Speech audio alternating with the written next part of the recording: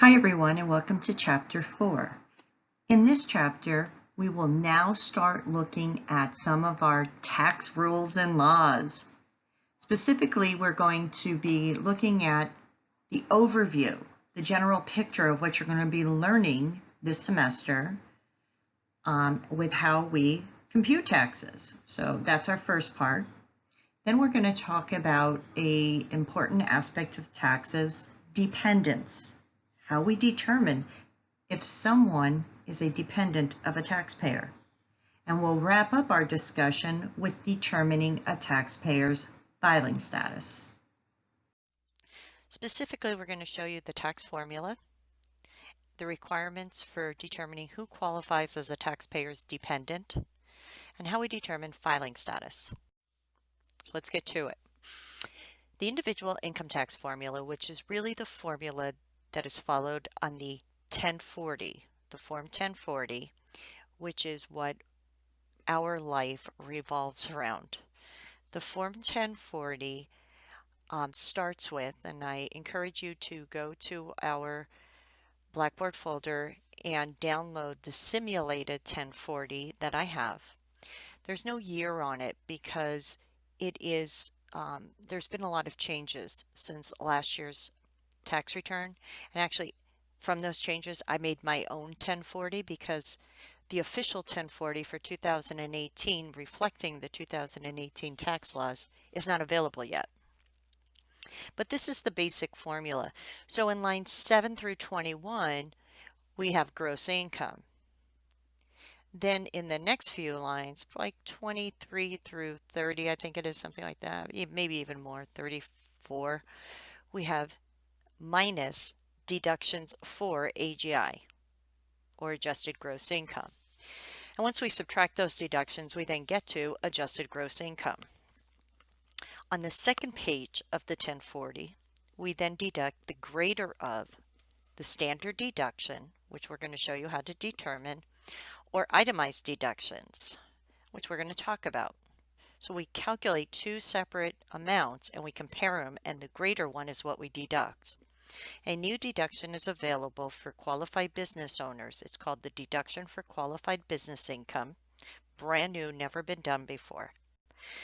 And once we deduct those deductions from AGI, we then get taxable income. And taxable income we know is our tax base that we determine income tax on. We apply our tax rates to determine the income tax liability. Now you apply the tax rates like you learned in Chapter 1. We'll add other taxes that may be required to be paid.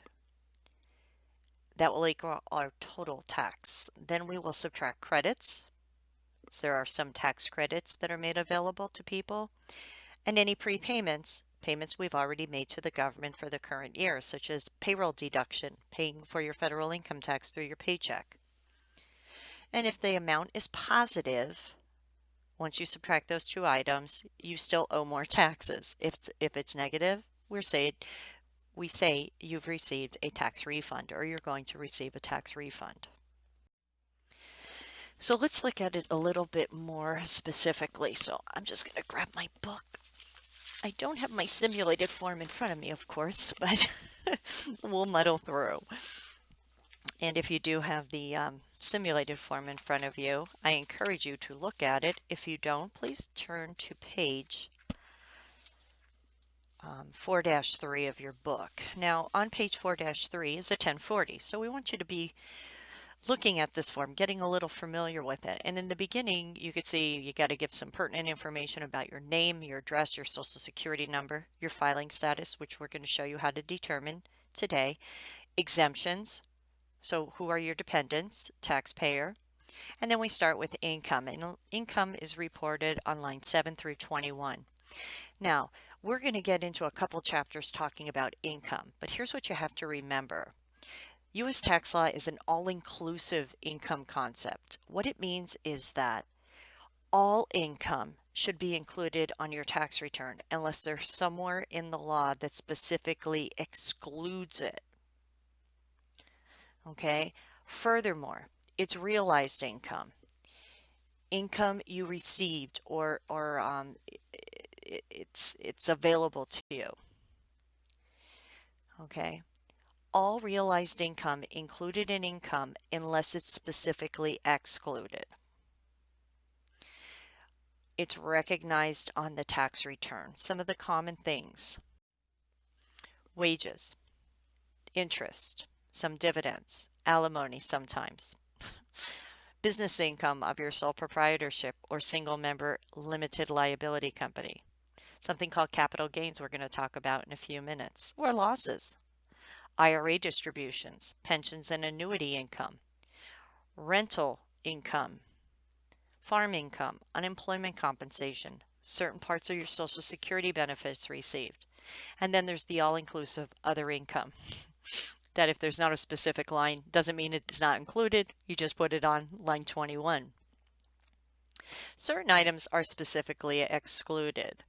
So this is income that's never included in taxable income and is taxed. Never. Certain things like municipal bond interest. So if you own the bond of a municipality and you receive interest income, and municipalities include state, local, county, school district, governments. You purchase a bond from them and you are receiving interest income. That is never taxable. It's interest free. Or I'm sorry, tax-free interest income. The gain on the sale of a personal residence, and you'll see there's lots of things that are excluded from income. We're just bringing out one or two. There's also deferred income items, meaning they're income and they're going to be taxed, but they're just not being taxed right now. They'll be taxed later. And a classic example of this is something called an installment sale. In an installment sale, you may have sold something to someone, but you're not going to receive all the cash today. You're going to receive it at different points in the future, maybe over years. An installment sale says this: you might have sold that item this year, but we're not going to tax you on the gain on that until you start receiving the cash from the sale. So it doesn't mean you never pay income taxes, it's just deferring the income tax until you receive the cash. We'll be talking about those items. The character of income or loss is very important because it will determine what kind of tax is calculated on it. So we have tax exempt, no tax. We have tax deferred, there's no tax in a current year. Ordinary income, and most items are ordinary. Ordinary rates are applied to determine tax, and you use the ones in the tax rate schedule. Certain gains and losses, called capital gains and losses, we'll talk about in a second, are taxed at special rates, as well as these things called qualified dividends. We have a chapter on this type of information, not only dividends, but interest. And we're going to be talking about what makes an item a qualified dividend. And it's basically a dividend a shareholder receives from a United States corporation. Those dividends aren't taxed at your normal tax rates. They're taxed at lower rates. Also, certain capital gains are taxed at lower tax rates. Now, you will have a capital gain or a capital loss on selling a capital asset. A capital asset is not defined in the tax code. It is defined by exception. What does that mean? And this is on page 4-6 of your book. It tells us what a capital asset is not. A capital asset is not an accounts receivable, it's not inventory, and it's not an asset used in your business. So if your asset qualifies as one of those three, it's not a capital asset. If it doesn't, then it is. Some common examples of capital assets are personal assets you use, investment assets such as stocks and bonds. That's number one. The next thing we determine is, did I sell it for a gain or a loss? How the heck do I calculate that?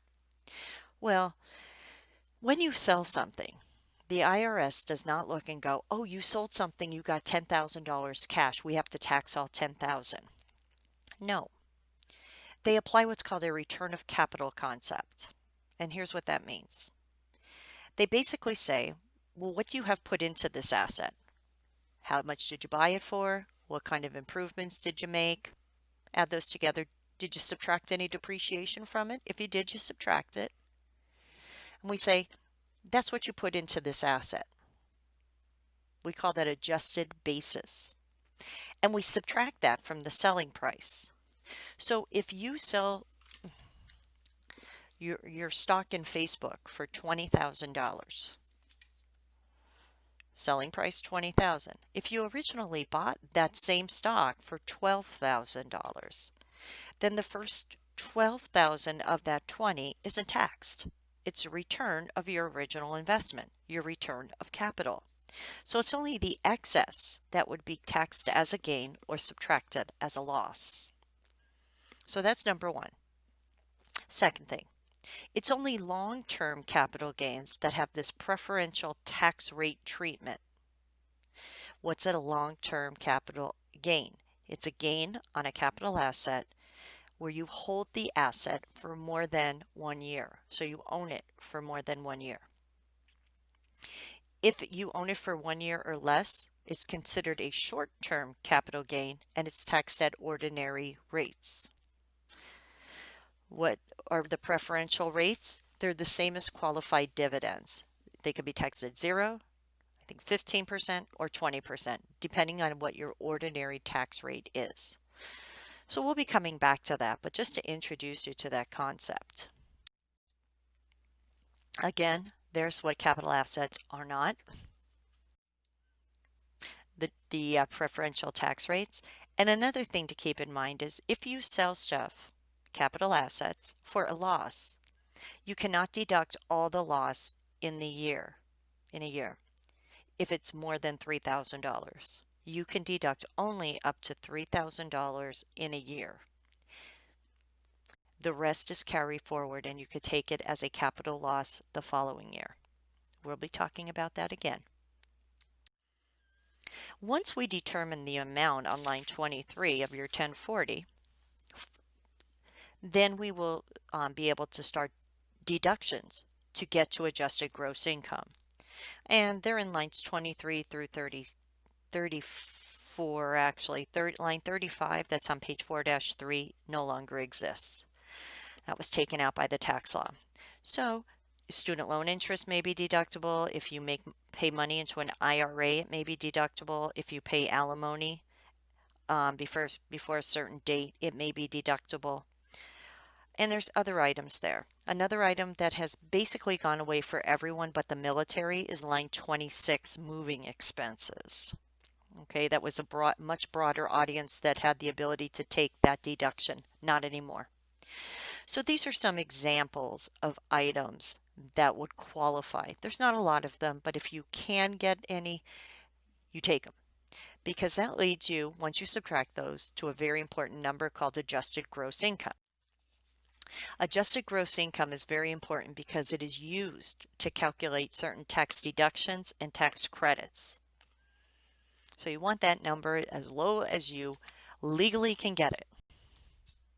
From there, now we're on page 2 of the 1040, we deduct deductions from adjusted gross income. The first one is the greater of the standard deduction or itemized deductions. Now, itemized deductions we have an entire chapter on, but the most common itemized deductions are personal expenses that you pay for medical, state and local taxes to a certain extent, mortgage interest, and charitable contributions. If you add up those 4 items and they are more than a standard deduction, which we're going to define, you subtract your itemized deduction amount. If they are less, you subtract your standard deduction amount, and that's usually on line 40 as of right now. Then we subtract line 42, which is called deduction for qualified business income.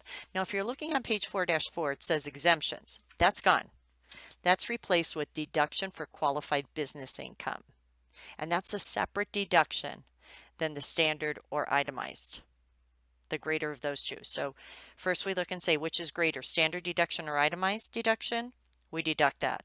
Then we say, do we have this thing called qualified business income? And that's a limited scope of individuals. These are sole proprietorships, partners and partnerships, shareholders and S corporations, and members of limited liability companies. What they basically say, and we're going to talk more about this when we talk about those individuals, is how much business income did I have from my business?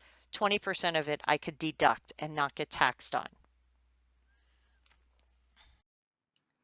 In 2020, the standard deduction amounts are $24,800 if your filing status is married filing jointly, $24,800 if you're in a status called qualifying widow or widower, $12,400 for married filing separately, and $18,650 for head of household, and finally $12,400 if you are considered single. Now, there are additional standard deduction amounts if you're over a certain age and if your eyesight is compromised. And we'll be talking about that more at the end of our discussion because we have a few little extra items to talk about with regard to the standard deduction. But we want to make sure you start becoming familiar with these numbers now. So this is the standard deductible amount from your adjusted gross income. Now, how do you determine filing status? We'll be talking about that in a few minutes. Remember, we use our tax rate schedules because we have a progressive tax system to calculate our tax, and not forgetting that some of our items may be taxed at lower rates than normal. There may be additional taxes that need to be paid, such as self-employment taxes. We talked about those already. Alternative minimum tax, which we'll talk about in a future chapter. Once we determine our income tax and any additional tax we may have to pay, we then subtract our tax credits. Tax credits are a dollar for dollar reduction in tax we owe.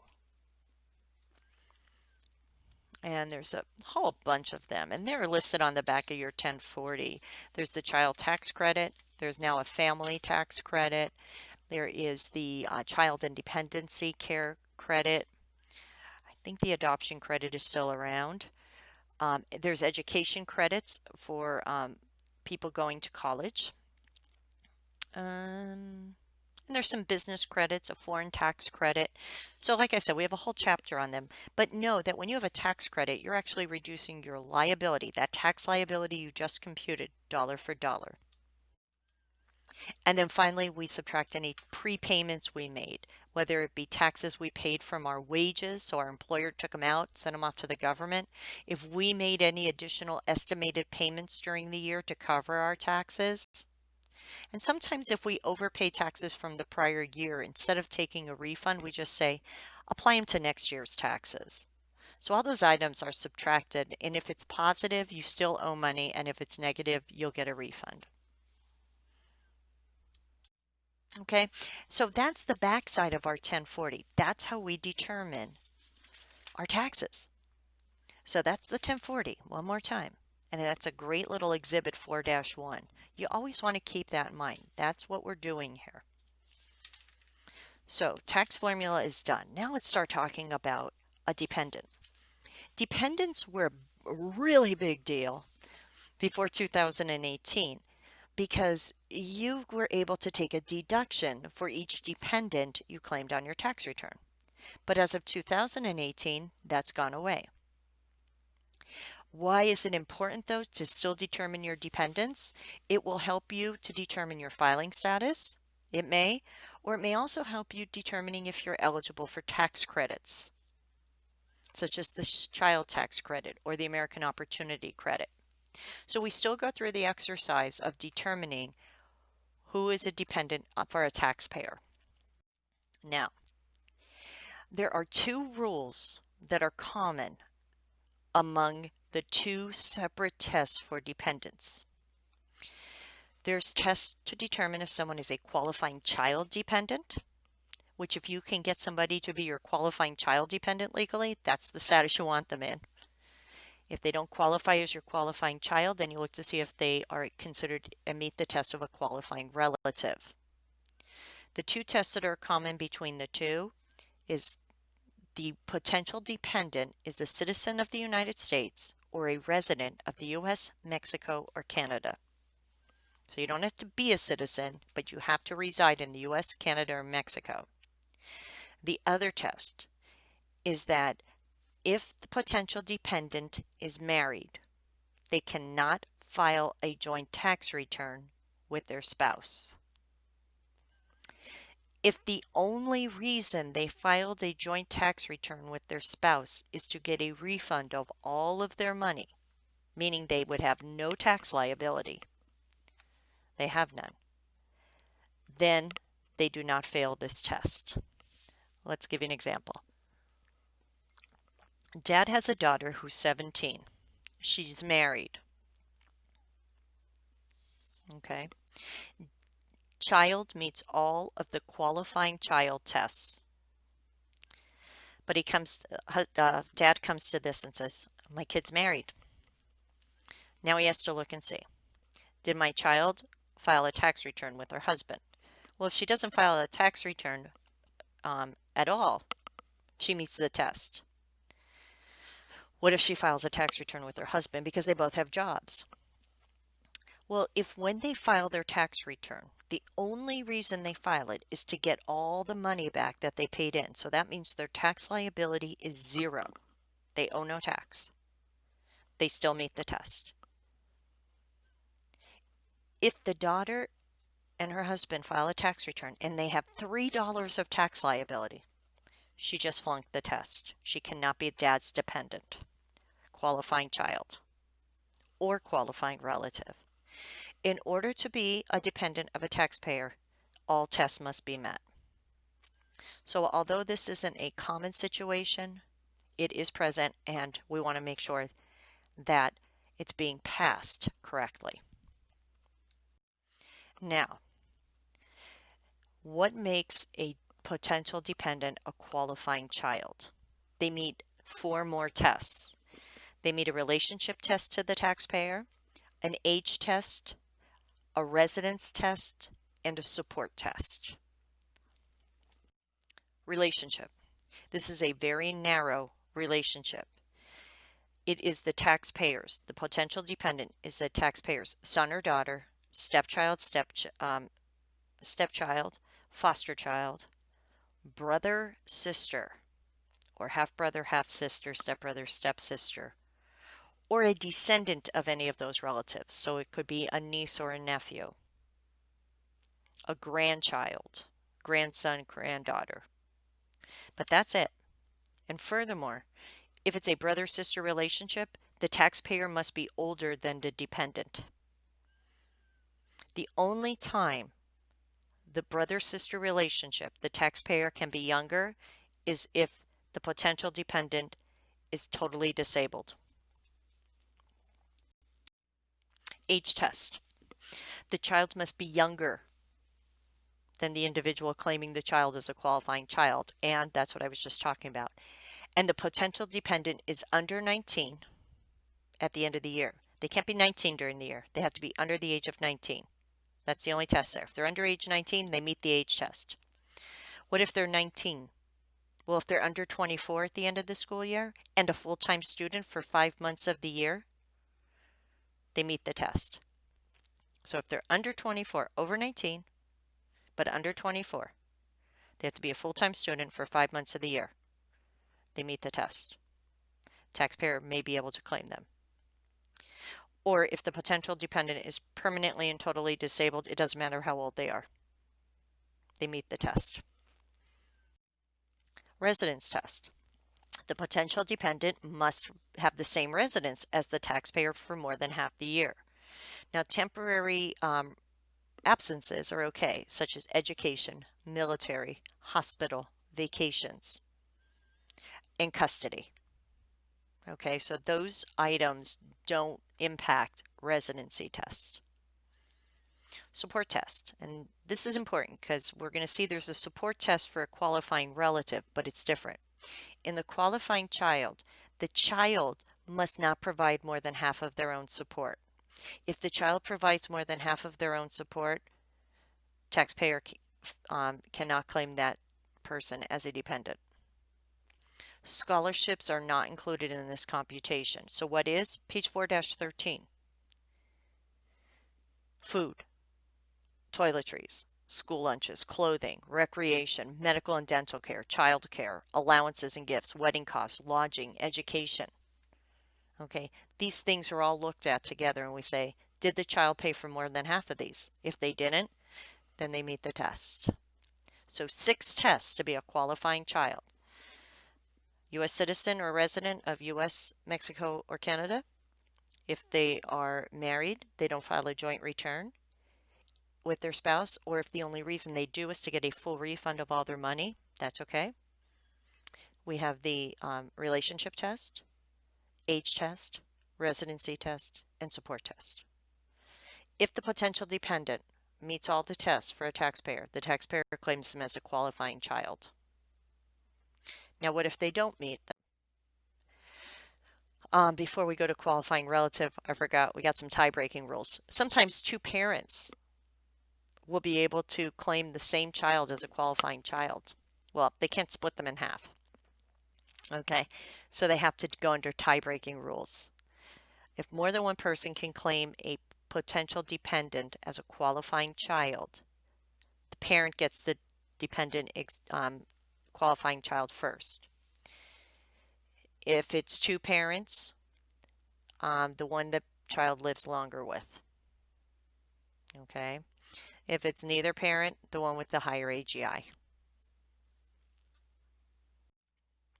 Rodney and Anita have 2 children. Braxton's 12, lives at home, and Tara's 21. She's a full-time student and does not live at home. While Tara earned $9,000 in her summer job, she did not provide more than half of her own support during the year. Are Braxton and Tara qualifying children of Rodney and Anita? Let's look at Braxton. We assume he's a U.S. citizen and he's not married, right? They don't tell us otherwise, so that's the assumption. He's their son, so he meets the relationship test. He's under 19. It doesn't matter if he's in school or not, just as long as he's under 19. He lives at the home the entire year, and he does not provide more than half of his own support. So he provides less than half of his support. He is their dependent qualifying child. Let's look at Tara. Tara's their daughter. She's less than 24 and a full-time student. Does she live with her parents? Yes, because the assumption is she's temporary absent from home because of school, and that's okay. And her parents provide more than half of her support. We don't count her scholarship, so she does not provide more than half of her own support, so she's also their qualifying child on their tax return.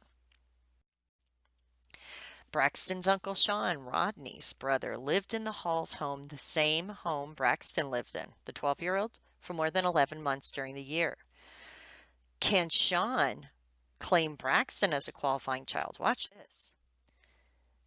Does he meet the relationship test? Yes. He's the son of Sean's brother. So remember, your niece and nephew qualify under the relationship test. Is Braxton less than 19? Yep. Do they live in the same house for more than half the year? Yep. Does Braxton provide more than half of his own support? No. So Sean here can claim Braxton as a qualifying child. He won't, because Rodney and Anita are first tie-breaking rule. So Rodney and Anita are allowed to claim Braxton as a dependent because they are his parents. But that's how the tie-breaking rules go. So just because one person can claim a child as a qualifying child doesn't mean other people can either. And the tie-breaking rules decide who ultimately gets to claim the child. Now, what if the person is not a qualifying child?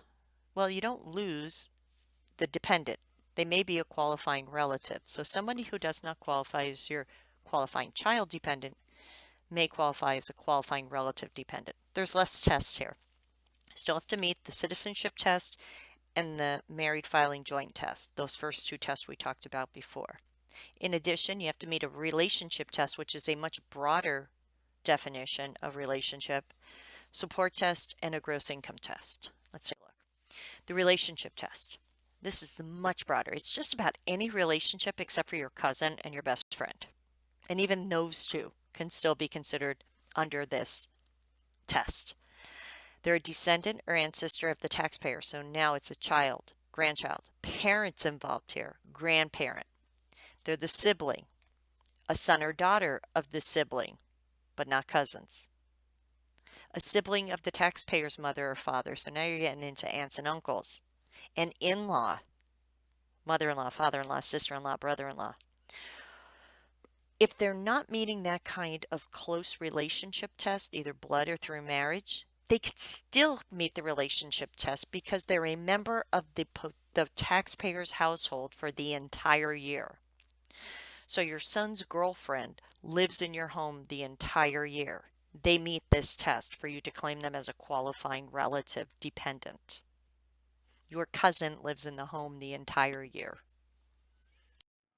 Now, the support test for a qualifying relative is really different than the qualifying child support test. Think back a few slides ago. The qualifying child said the child cannot provide more than one half of their support.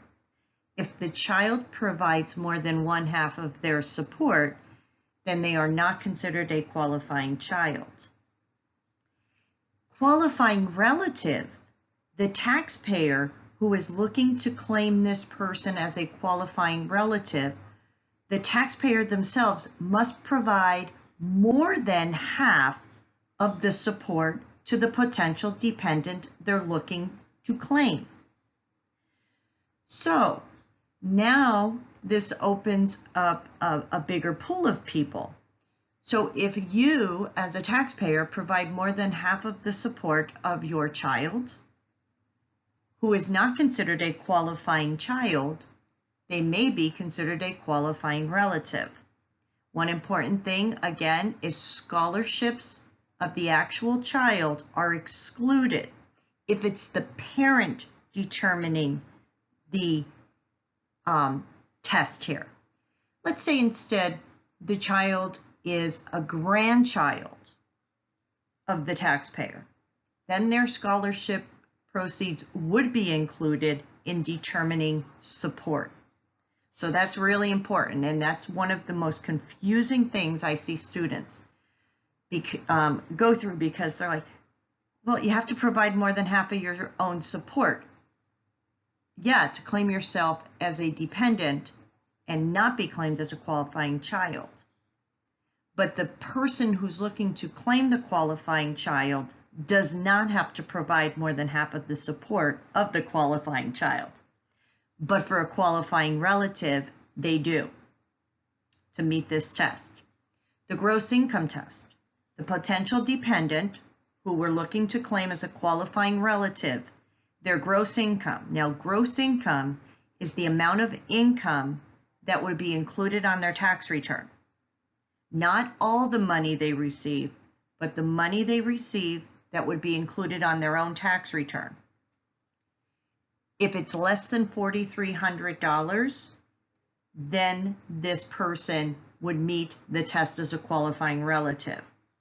But if the potential qualifying relative's gross income taxed on their tax return, and I'm not talking about taxable income, I'm talking about that first part of the formula, all the income items that would be included as income on their tax return. If it's less than $4,300, then they would meet the test and you can claim them as a dependent. Remember, you have to meet all the tests. So let's take a look at an example. John is a 22-year-old student who has lived in the dorms for most of the year, but spends the rest of the year living with his parents. He earned a $5,000 scholarship for the school year and has worked hard to support himself through school, earning $6,000 to pay for his own expenses. His parents have supported him by paying $7,000 of his food, clothing, and lodging.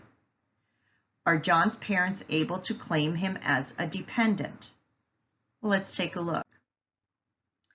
Would he be considered a qualifying child? Let's look at all the tests for a qualifying child. First of all, we assume he's a United States citizen or meets that test, and we also are assuming here that he's not married. For a qualifying child, you have to be a child, a grandchild. Remember, we have very specific what a child is considered when it comes to relationship. So he does. This is their child. So we're just looking at this first column. Is he under the age of 24 and a full-time student? Yes. So he's over 18, or 19, I'm sorry, over 19, but he's a full-time student and under the age of 24, so he's cool. Residence. Does he meet the residency test for a qualifying child? Yes. Temporary absences are okay. His main home is his parents' home. So he lives with them for more than half the year. Does he provide more than half of his own support? So now it comes into play. Does that scholarship get included? And the answer is no. He only provides $6,000 of his $13,000 support, so he does not provide more than half of his own support. So those are the 6 tests for a qualifying child. So he actually does meet those tests and would be considered as parents dependent as a qualifying child. But let's assume he didn't meet it. We don't just go, oh, sorry, John, sorry, parents of John, he's not your dependent. No, we move then and say, well, he may not be considered a qualifying child, but can he be considered a qualifying relative? So when a child doesn't meet the test, we don't just abandon it. We look to see if he or she meets the qualifying relative or any potential dependent. So relationship. Remember, that's a more expanded test. It actually goes through almost every type of family relationship except cousins. And even then, a cousin or a stranger could be considered to meet the relationship test if they lived in the home for the entire year with the taxpayer. In this case, John meets the relationship test for his parents. There is no age or residency test needed for a qualifying relative. The only other 2 tests are support. And in this case, John's parents must provide more than half of his support. And they do. So they meet that test. So far, so good. The next question is John's gross income more than $4,300 in 2020? And the answer is yes. So since it is more than $4,300, he would not be considered a qualifying relative. He fails that test. The parents would not be able to claim him as a qualifying relative, but that's okay because he still met the test to be considered a qualifying child. Okay, so take a look through all of those examples in your book. There's some great examples, and really keep all the rules separated. Remember, we have qualifying child, qualifying relative. Okay, so once you determine that, now you're going to look at filing status. There's 5 different filing statuses to choose from. A taxpayer can choose to be married filing jointly, married filing separately, and basically those are the only 2 for married people. Qualifying widow or widower, single, and head of household. Married filing jointly, your marriage status is determined on the last day of the year. Are you legally married on the last day of the year? If the answer is yes, you've been married the entire year. If one spouse dies, the surviving spouse is still considered to be married for the entire year, unless they remarry before the end of that year. Okay? One thing to remember is that when you file your tax return married filing jointly, 2 people go on the tax return, and the only 2 people who could ever go on a tax return are the 2 spouses. Can't put your kids on the tax return. It's the 2 spouses. And same-sex marriages qualify here as long as they're legal in the state that you're from or you were married in. It's considered a legal marriage, union. Okay, that's the best filing status too for married individuals. Another is married filing separately. Taxpayers are married but file separate tax returns. There's not a lot of tax benefits. Usually if somebody asks me to file a tax return separately, I show them what happens if we do. And usually there's non-tax reasons for it because the 2 spouses are responsible and liable for what's on their own tax returns. So if you're a little sketchy about your spouse, you may not want to file a joint tax return with them. All right. A qualifying widow or widower is a status available to people who are widows or widowers, and it's available after the year of death of the spouse. To qualify, you can't remarry, and you must maintain a household for a dependent child. Child. Not a dependent relative, a dependent child. For those 2 years. So what's the great thing about being in the status? You still pay your taxes like you're married filing jointly. So more of your income is taxed at lower rates than it would be under single status. Single is the worst status. This is the unmarried. You're not married and you don't qualify for anything else. You're single. So you pay the most taxes on the income compared to other statuses. Finally, head of household. This is available to the unmarried or considered unmarried at the end of the year. So if you're saying I'm going through a divorce, I'm unmarried. No, you're still married. You're married filing separately or married filing jointly. You can't create your own status. There is a little reprieve there. If you are going through a divorce, let's say, and you're considered an abandoned spouse, and abandoned spouse is on page 4-23. You're married at the end of the year. You don't file a tax return with your spouse. Your spouse hasn't lived in the home for more than half of the year. And the last 6 months of the year. You lived apart for the last 6 months of the year, continuously. So from July 1st through December 31st, spouse has been gone, not in the house, never. And you have a child who's lived in the house for more than half the year. A dependent child. Okay? Then you don't have to file married filing separately. You can choose head of household status. You're considered an abandoned spouse. You have to pay more than half the cost of keeping up a house, and you lived in a taxpayer's home with a qualifying person for more than half of the year. Qualifying person is a qualifying child or qualifying relative. The only person who could live outside of the taxpayer's home is their parents, but the parents must be qualifying relatives.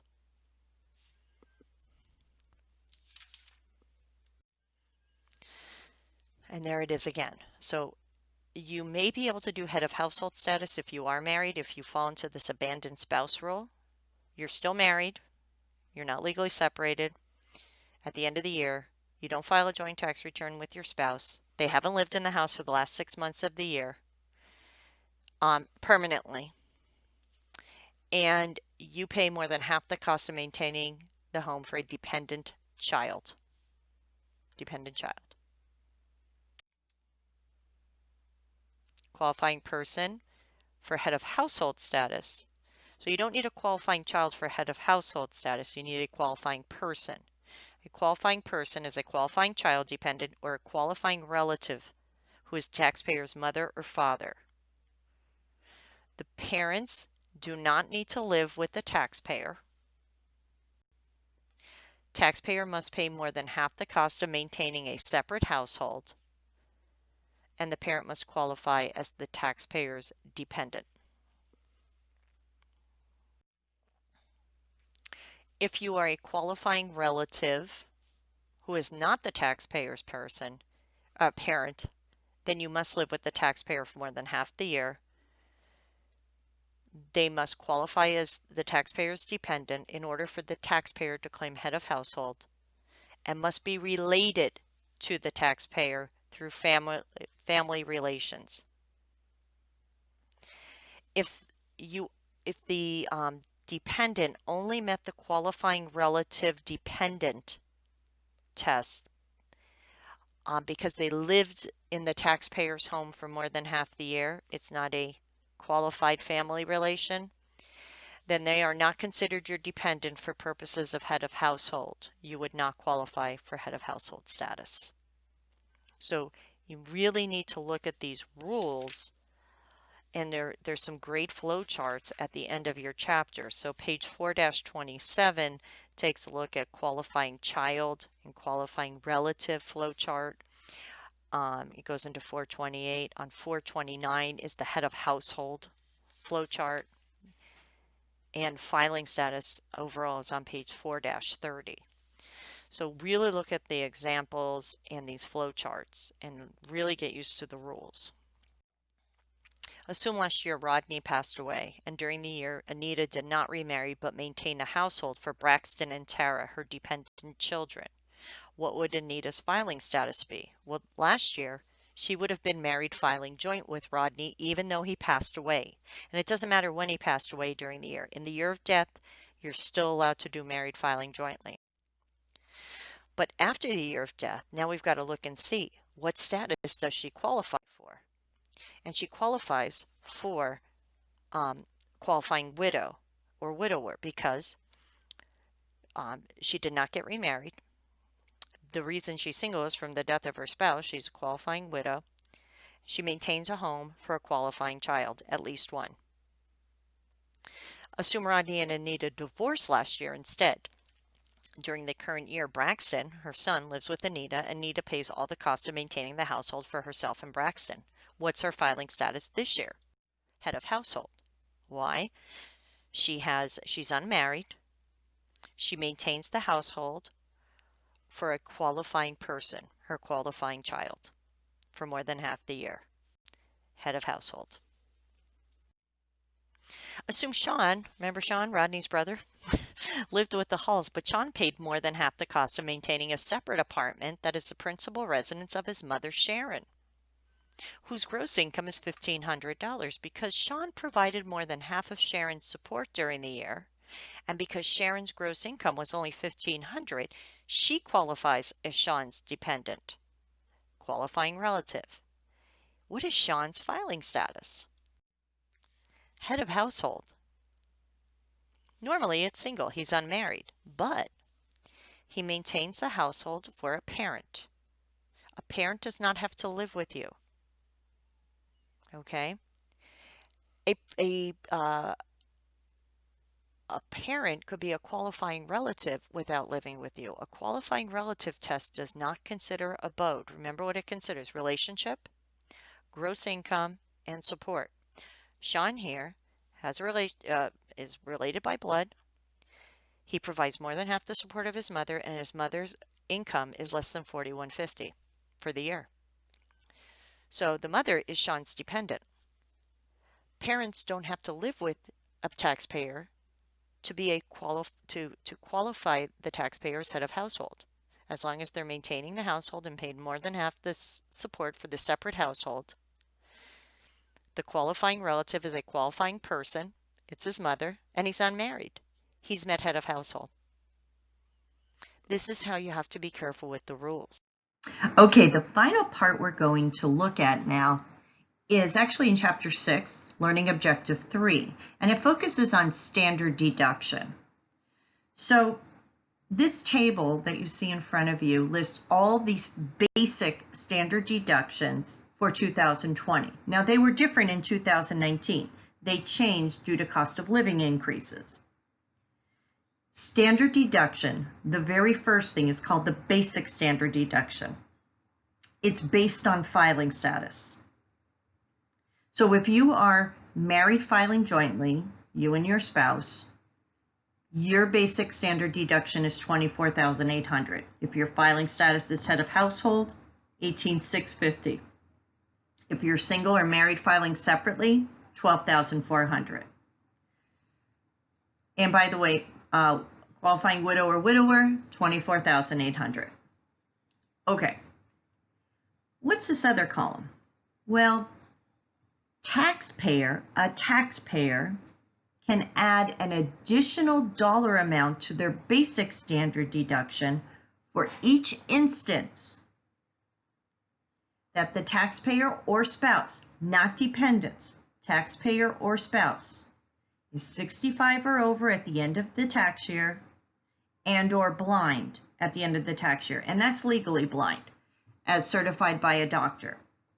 So I don't have a slide for this, but let me walk you through an example, and you could jot this down. Let's say you have a husband and wife, married filing joint.